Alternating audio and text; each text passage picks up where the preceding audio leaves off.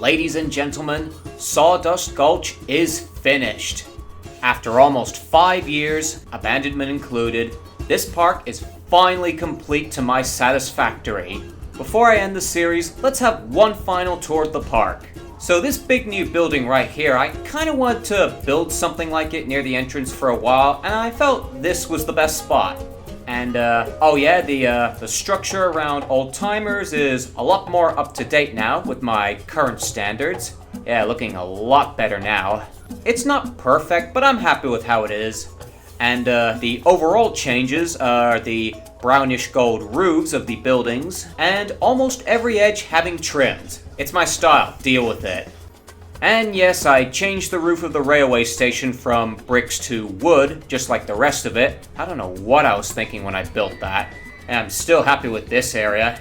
And yes, you'll notice that a lot of the rides now have signs, mostly the important ones. Oh, and they're all named now.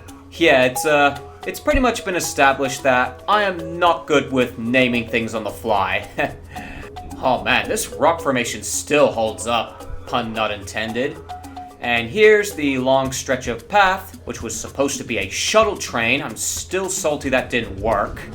And you'll notice some of the ride signs have different text colors, appropriate to the names themselves. Most of them are just bright yellow.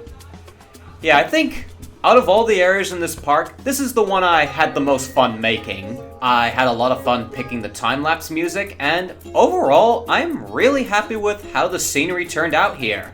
Oh, I really like what I did here too, with the passage under the plane ride. And it's still dark and scary. Yeah, let's keep it like that. And here we are at the back of the park. This was by far the most taxing bit of the park to do, because, you know, it's a lot more open compared to everything else, as you can see it now. And of course, the terraforming. That really drained me. But it was worth it to get stuff like this. I'm really proud with this cave section.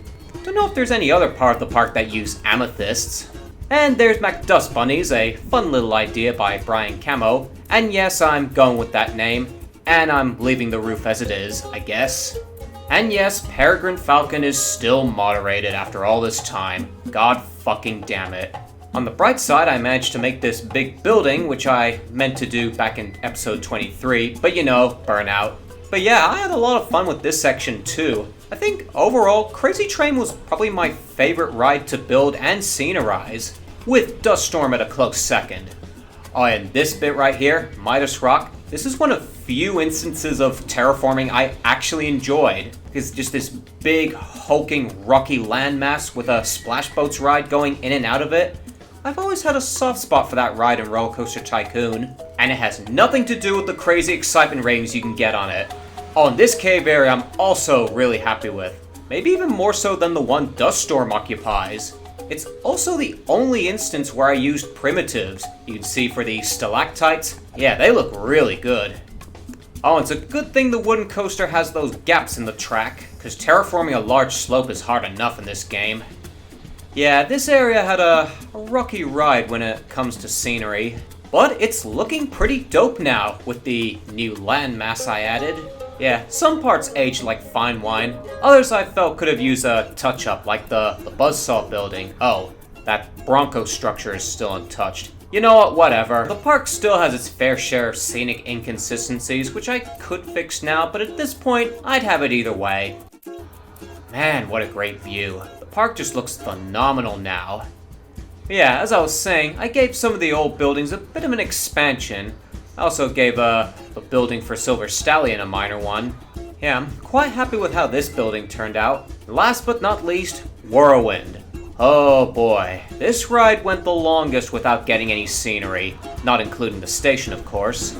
I think back then I didn't really know what I wanted to do with this, so I kinda left it in the dust. But now it's looking pretty nice. Too bad I'll never get to see how high the excitement could have been. Oh well. And Manic Miner aged pretty well. Though I'd probably paint the rocks brown now, but besides that, I'm happy with this one too. Ooh, missing piece there. Yeah, I'm happy with all of this. Honestly, this whole series was a fun ride. From building the roller coasters and the other attractions, to decorating them with scenery, and just seeing all of it come together. And now it's all finished. filled to the brim. Over a year and a half after revisiting the place, it's been a really fun ride working on it, and now it's done. Aw man, it's Adventure Forward 2 all over again. So I hope you've all enjoyed this series as much as I have, and in the meantime, stay tuned for the next episode of A Typical Day in Roblox. The video itself is done, but like all our presents, no opening until Christmas. But don't you worry, it'll be worth the wait. It's gonna be a big one. So in the meantime, I hope you all have a safe holiday, and I'll see you again this Christmas. Baneworth out.